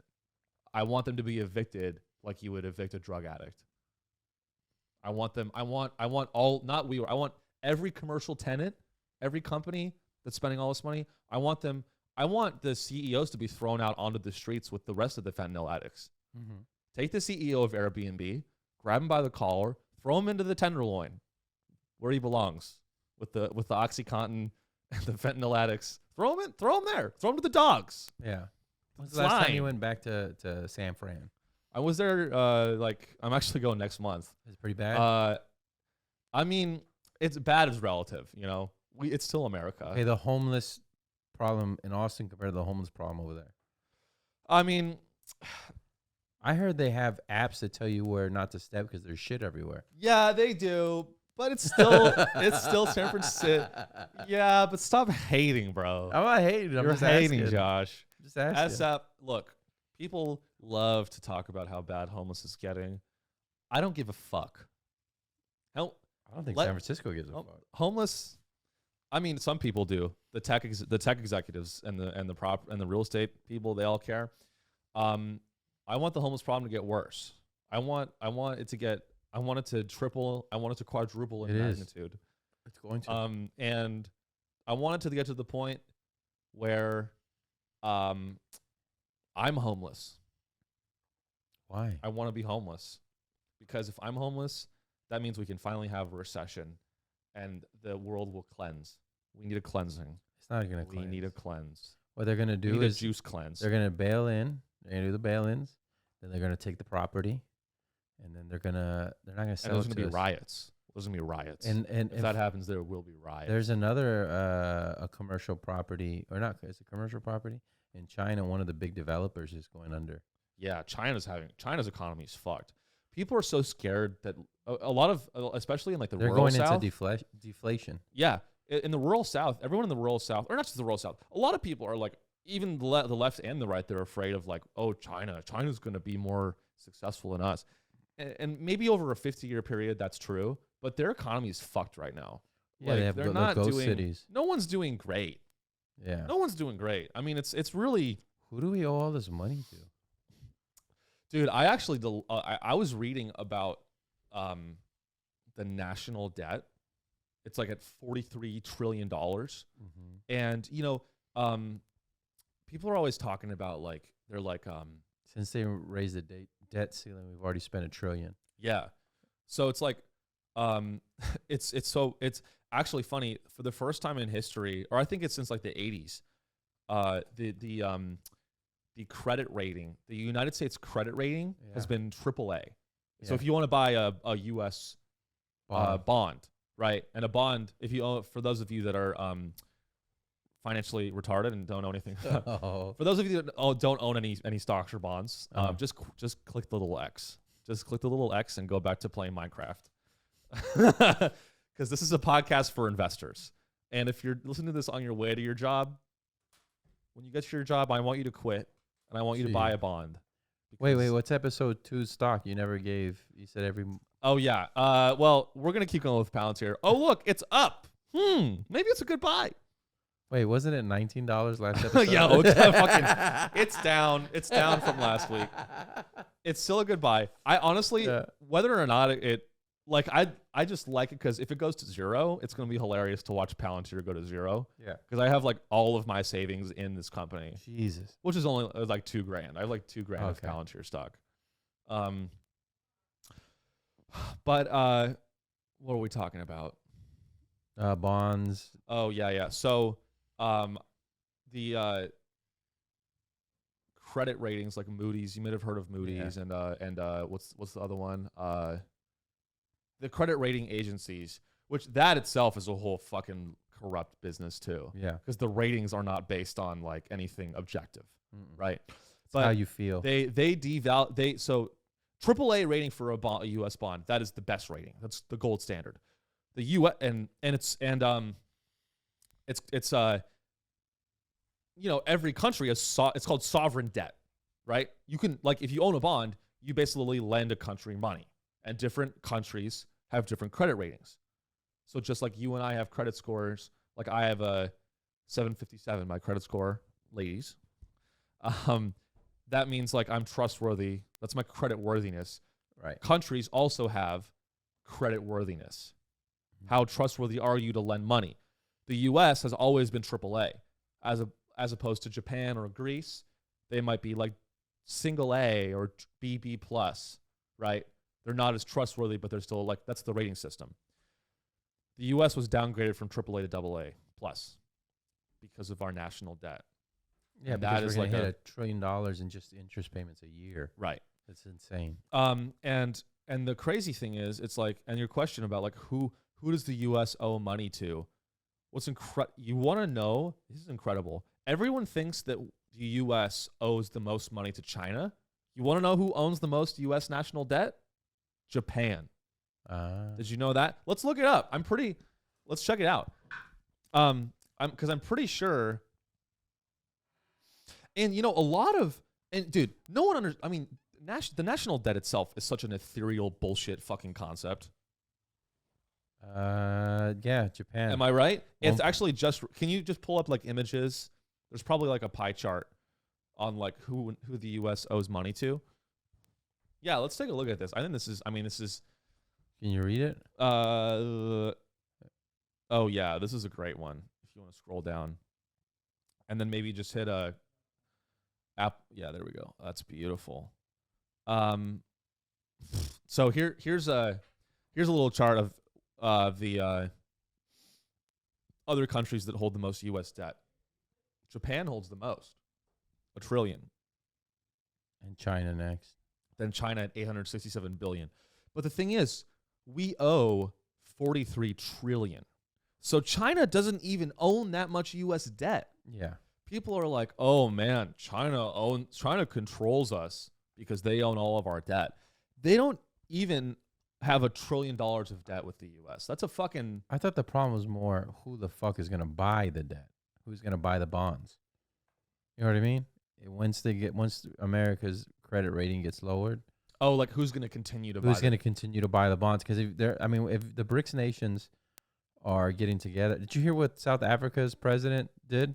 No. But he was just like, oh, dude, it's the funniest shit. I want to... If I play it, you might have to cut out the music, though. Should I? Hold on. You can just explain it. I'm sure. You have to see it. You have to see it. I have to see it. Yeah, it's one of those ridiculous, but it also made me kind of pumped up for South Africa. Like, I was like, yeah, fucking do it. That's hilarious. Is it a theme song? Or like, you probably... Yeah, let me see. I'm sure it's fine. You can try to play a few seconds. Okay. Let me see. I fucking hate that YouTube, and just if you're wondering why we're so concerned about playing a goddamn song, it's because YouTube is so annoying with copyright and shit. I'm gonna send you a message, but is it cool if I pull it up through here? Yeah. Okay, I still want to pull up like a dick pic or something. I mean, you could do that too. No, I've never sent a dick pic in my life. I'm glad I only did it during flip phones. We'll have to bleep that out. Josh has never sent a dick pic. It was legal then. Okay. All right. We're officially reacting to a video. Yes, I know. But has to do. It's not stupid. It's not stupid. Yeah. Okay. So he played John Cena's theme song after an economic speech, and this was his speech. Hold on. Let's see. Oh, the video has no sound now. Fuck. Damn it. Okay, but look how he's being lifted. And he's saying we're no longer going to be under control under the dollar. We're going to be and here's just bum bum bum bum. Oh, yeah. My time is up. The time is down. Yeah. Wow. Bum, bum, bum, bum. Could you go back to the headline for a sec? Yeah. Just so people know for sure. So, hold on. They do the fireworks right now. Watch. This is when the music. As soon as he puts the mic down, right there. That's where the music hit. Yeah, I got pumped. I never thought I would hear John Cena's theme song playing in a speech about economic freedom. Dude, well, this is the new, he's the new Gaddafi. This is what they killed him for. This is what they killed Gaddafi for. They killed Gaddafi because he was trying to, quote unquote, liberate, or depending on your perspective. $40 billion worth of gold he was going to put into a currency, but literal gold was going to go into the actual currency. Not a CBDC, none of that. Like physical money. He was going to put gold in the paper. Wow. Yeah. And they went over there and they gave him some freedom. They liberated him. They gave him some Gaddafi right up there. They liberated his head from the rest of his body. Yes. Yeah. And that's beautiful. And that's what happens when you have women bodyguards. Well, that's his fault. If Gaddafi has female bodyguards, he deserves to get killed by the CIA. Right? Let's be real. I think it was his own people that ended up doing that to him. Well, no. They work for the CIA. Probably. Oh, probably. I have no idea. Yeah. Hey. Allegedly. Allegedly. Yeah. Hey, who am I? Josh, who am I? I'm doing a little impression for you. Who am I? The people that killed Muammar Gaddafi were in the CIA. They were CIA operatives, and anyone who doesn't think that is a fucking idiot. But I don't know. I'm just a guy. I'm just talking out of my ass. Don't listen to me. I mean, you could be a bunch of people. You could be Tim Dillon. You could be Andrew Tate. You could be Joe Rogan. Yeah, I'm all three of them. There you go. I'm Joe Dillon. Anyway, let's see. Should we close it out with another story? Yeah. Get out of here. So what should we end on? Can you go back to the calendar? Can you scroll up? Let's do something. We did a lot of topical shit. Can you keep scrolling up? I have some more stuff. Scroll down slowly. Let me see here. Keep going down. Okay, can you go up? Let's end on this. Which one? This one right here, the BlackRock one. Okay. I mean, that's just a thought. I mean, so look, I'm sure you've seen this before. There's been so many posts on the internet. It'll be like on Facebook and Instagram and TikTok, and it'll be like these videos or photos, and it'll be like, did you know ... a company called BlackRock owns everything, and you don't even know it. BlackRock has $1 trillion of assets. And okay, It's 10 trillion. 10 trillion. No, it's is it a 10 trillion. I think it's a trillion. No, that's It's 10 trillion? Well, let's find out. Look up BlackRock assets under management.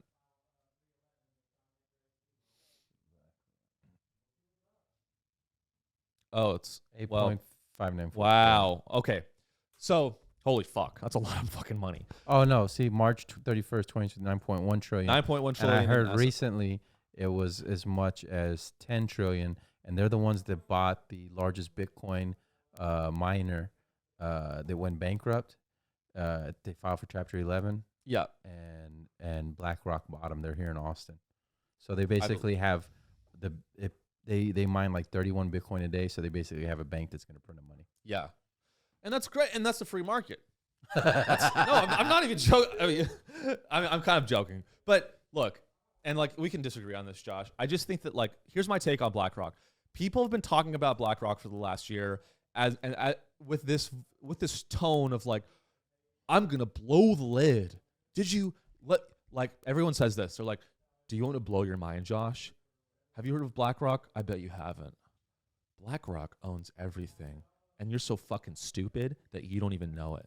You're such a fucking drone. And here's the point. Here's my point. Yes, BlackRock has a lot of power. Yes, they're a financial institution, and they should probably be regulated more. BlackRock is America. But the thing is, people are misrepresenting BlackRock, and I'm not trying to be a shill for BlackRock. Again, they rejected my job application. I don't like these guys. But the point is, it's so wrong to say that BlackRock owns everything. BlackRock doesn't own everything. BlackRock invests money on behalf of others. Like 9 trillion people, this $9 trillion figure. That's not BlackRock's money. It's it's pension funds. It's the American government's money. It's not only the American government's money, it's your dad's 401k, your mom's firefighter pension. I mean, like BlackRock and Vanguard, which is a competitor to BlackRock, they here's a more nuanced version of what people are trying to say. They don't own, they invest this money on behalf of others, right? But what's happening is that BlackRock is trying to insert themselves into the governance of the corporations that they invest in, and that is wrong. Well, yeah, they're doing the ECG or what is ESG. it called? ESG. Yeah. So they're the ones pushing it. Environmental, what is it? Environment, sustainability, and governments. So just so you know, as of August 15, 2022, BlackRock plus Vanguard consistently take about 64% of all cash, which is in line with their assets market share. So they own like a large. It's three of them. It's Vanguard, BlackRock, and another one own 88% of the S&P. Right. Well, I mean but my problem is when you use the word own, because it's the idea that like it's like invest. They invest on. Oh, but okay. So you know how if the United States was trying to create weapons, they would have to disclose what they're doing, right? But if you have a private company like I don't want to say that, Northrop Grumman or whatever. Northrop Grumman. Yeah. If you had them doing it, well, they're a private company. They don't have to disclose shit, right? Mm-hmm. But they are still the American government. That's what Vanguard. That's what BlackRock is. It's the American government. So America can go bankrupt, but we're still gonna have money because it's BlackRock and Vanguard. Yeah, I mean, they are. You could look at them like they're a de facto arm of the U.S. government. They are a government. They are a government contractor, in the sense that they invest. They do business with the U.S. Treasury. And I'll go as far as saying nobody can become president without their blessing. Well, I mean, I know the CEO, and I know that that's true. Yeah. No, but and now he's coming out and being like, Bitcoin is great. I love Bitcoin. Larry Fink? No, is that Goldman Sachs? No, Larry Fink is the head of But you know what he studied? He didn't study business. He studied politics. He did study politics. Yeah. Well, and look, I'm not saying that like it's interesting. Like it's interesting to like look at this stuff, and it's like, yeah, they have a lot of power, but like, yeah, Larry Fink. Look, Larry Fink's a nice guy.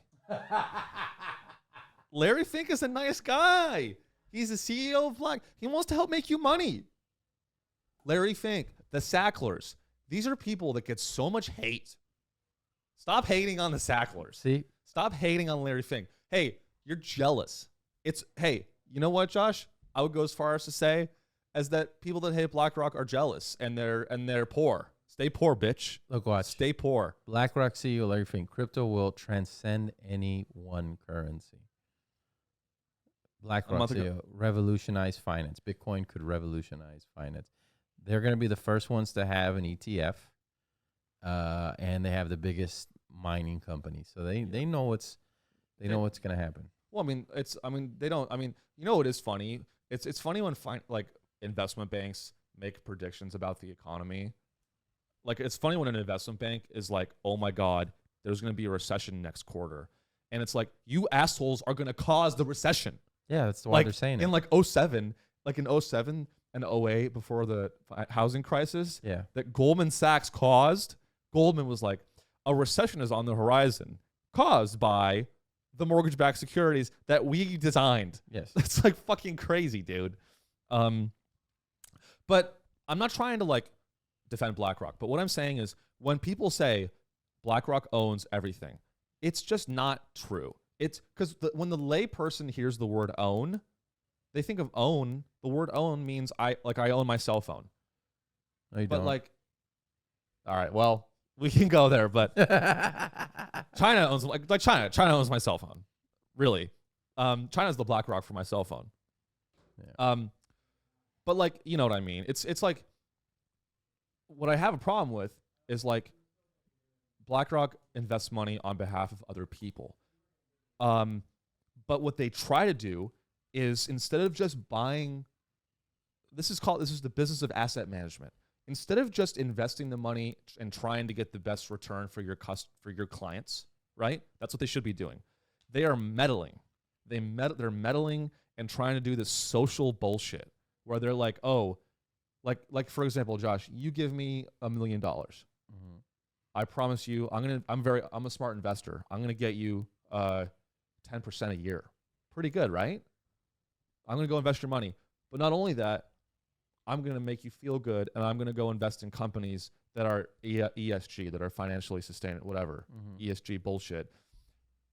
And I'm going to go, and part of what I'm going to do with that money is I'm going to twist the arms of the companies that I invest in to do my bidding. Mm-hmm. And that is the real problem I have with BlackRock. Well, once you have all the money, what's the next step? What else do you want? Power. Yeah. Yeah. I mean, it's like, and they do have a lot of power, but it's like, I'm just saying What's better than being a president? Being a king. Yeah. What was that one quote though? I forgot his name. Old Rothschild said, he goes, "I don't care who runs the government as long as, we run the banks," or some shit like that. Like, as long as we control the currency. And ESG is just a way it's not for the companies, it's for us. So when they do have the CBDC, it's like, you know what, Sean, you bought 3 steaks. You bought 3 steaks this week. That's too much fucking steak. So guess what? We're not going to ban you from buying steak like China might. What we're going to do is you're going to get taxed on that. So this next steak you buy this week, it's going to be triple the price. Mm-hmm. Because you're not controlling your carbon footprint. Or they're going to be like, you know what, Sean, you bought 6 OxyContin this week. So we're actually going to give you a discount on the 7th. I'll tell you what, Sean, you seem really sad and you haven't gotten pussy in like 8 months. How about we give you a discount on your next Soul Loft? What if BlackRock just starts selling pussy? They kind of do. I mean, they're probably invested in prostitution in some way or another, sex trafficking. Allegedly. Allegedly. But anyway, I just want to I don't know, cool it. I'm just saying people, and I get we are very conspiratorial on the show. I don't want to I think people just need to cool it a little bit on BlackRock owns and I get I'm an industry plant and I work for BlackRock secretly and I'm on their payroll, so that's why I'm saying these things. The third if if BlackRock was a country, they'd be have the third largest GDP in the world. I mean, I don't think that's necessarily true, Josh. I'm going to push back a little bit because let's look up and I think this is where the misunderstanding is. And I'm not if you just look at BlackRock stock, this is a company that makes if you look at their actual revenue, just go back to all, it'll actually show if you just scroll down. So they're $100 billion company. Mm-hmm. And I'm not saying that they're not powerful, but Google is 10 times bigger than BlackRock by market cap. Right. So I would, if we're gonna be scared and angry at any company, let's be angry at Google before we're angry at BlackRock. That's all. That's my point. They own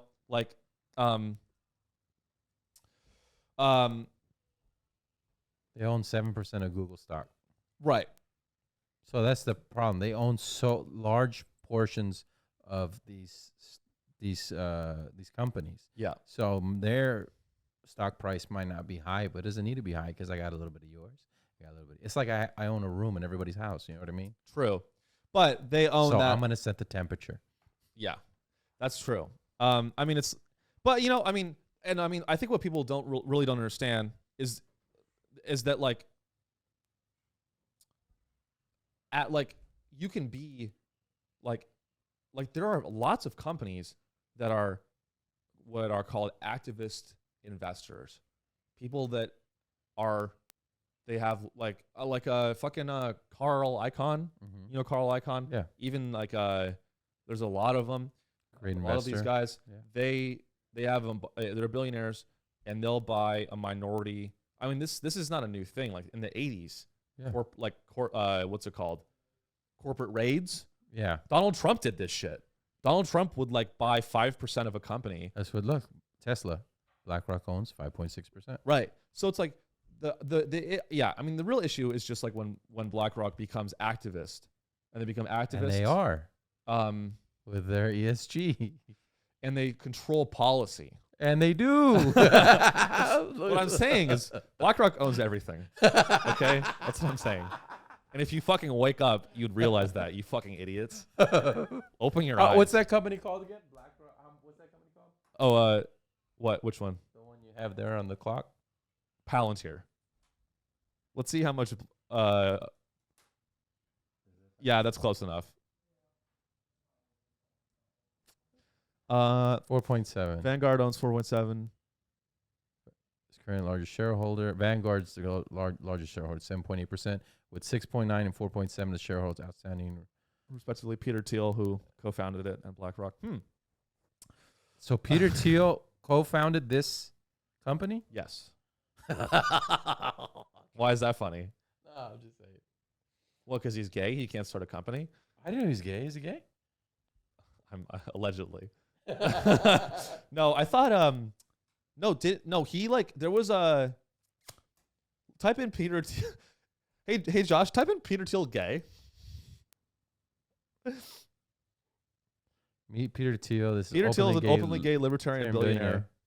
Gawker, you may know the story. Okay. Peter Thiel was outed by Gawker, the media outlet. Yeah. And he was I think that was him. Can we just type in Peter Thiel, Gawker?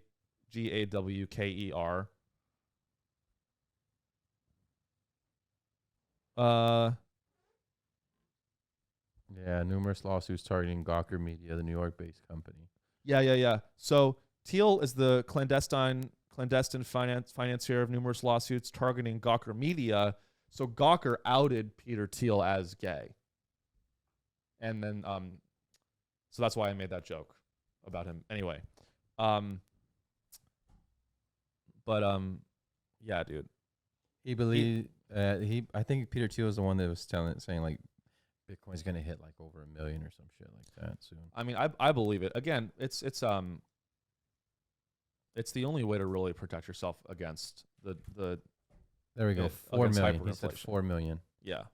Yeah. Because basically what they're saying is just like, yeah, you're gonna have these other CBDCs, but who's gonna go and audit China? Russia's not gonna audit China. Brazil's not gonna audit Russia.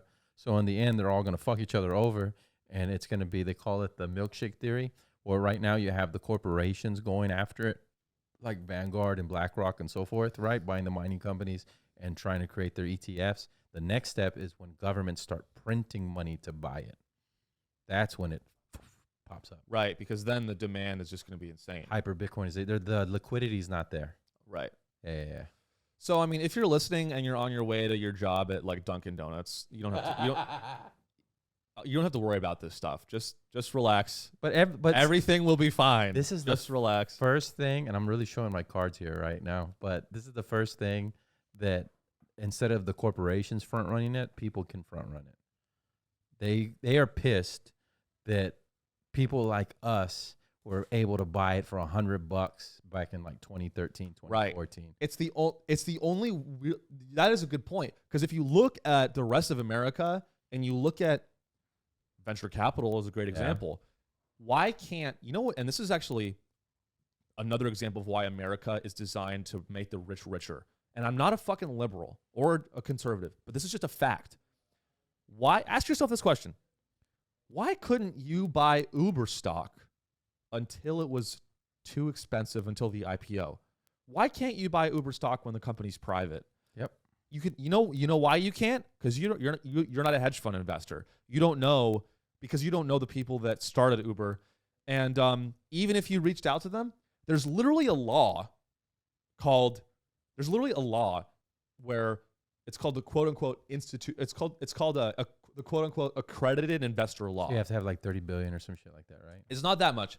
To be a quote unquote accredited investor, you need to either have a net worth, I'm not sure if it's liquid or not, but you need to have like a net worth of $1 million or a family household income of at least $200,000 a year. That's what it means to be a quote accredited investor. And that is a requirement if you want to invest in private startups or hedge funds. If you are not, so they're basically saying you are going to be prohibited access from certain types of investments unless you're rich. Correct. That's fucking crazy, bro. That's why they hate it. And Bitcoin is the only one where you can do it it's extra governmental. It's outside of the government. It's decentralized. So, you ready to go sign up for the mic? Is it going to zero? Yes. But that doesn't mean it's not cool and badass. Honestly, Peter, yeah, let's close it out. But in conclusion, Peter Thiel is a gay Bitcoin loser. I love Peter Thiel. I love him. Great. And I love his company that deports migrants that just want to make a life for themselves. Yeah. So bye, Palantir. Thanks for listening. Just very quickly here. This is episode 2. If you're still listening, that means you're a real one or you're a real hater. Fuck you if you're still hate watching or hate listening. I love you. Follow the show. Okay. Subscribe on YouTube. Like it. Let us know in the comments if you own Bitcoin. Join the community groups on Facebook. Like, I want to start little communities online. So join Sean Show, the Facebook group. Join the subreddit, Sean Show on the subreddit, and join our Discord, Sean Show. We're going to be building shit. Subscribe for the Patreon. Josh and I will be here tomorrow interviewing a lawyer. Yep. It'll be very fun. That's going to be a Patreon episode, so check that out. Follow me on Instagram, Sean Riley Comedy, where I post hilarious clips. This shit's so fucking hard. Sean Show. Subscribe. Tell your friends. And Josh, where can people find you? At Josh Cabasa on Instagram. Check out my new album out now, Comedy Frequency. It'll be in the description. Toys for sale. Thank you for everybody who's watched. appreciate all the views. And this is not financial advice, but the ones that I look at are called Core Scientific, TerraWolf. These are all going to zero. Riot. Please don't. Bitfarms and Hive. Those are the 5 that I've looked at for Bitcoin mining companies. This is financial advice. Don't touch any of. Buy BlackRock. Buy BlackRock stock. There you go. And Bitcoin. All right. Enjoy your shift at Denny's, you fucking losers. See you later.